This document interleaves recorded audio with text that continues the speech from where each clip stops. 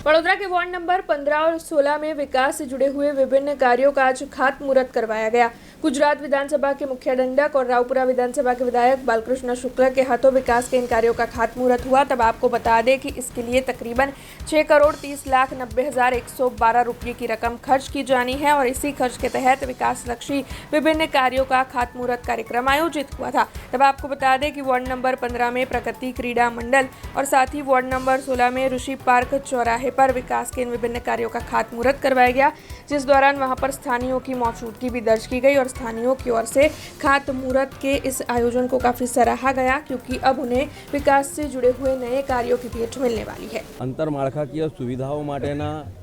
પછી વરસાદી ગટર હોય, રોડ રસ્તા હોય, પેવર બ્લોક હોય,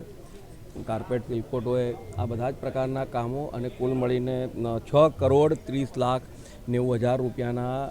જંગી રકમના કામોના જે ખાતમુહૂર્ત થઈ રહ્યો છે। ભારતીય જનતા પાર્ટી જે કહે છે તે કરે છે અને આ વિસ્તારના નાગરિકોની જે લાગણી હતી, જે માગણી હતી, તે આ વિસ્તારના અમારા પૂર્વ કાઉન્સિલરશ્રીઓ અને અમારા સંગઠનના તમામ મિત્રોએ તેની રજૂઆત કરી હતી।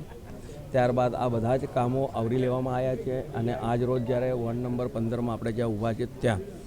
જે કામો લઈ રહ્યા છે તેની સાથે સાથે વોર્ડ નંબર 16માં પણ જે કામો લીધા છે,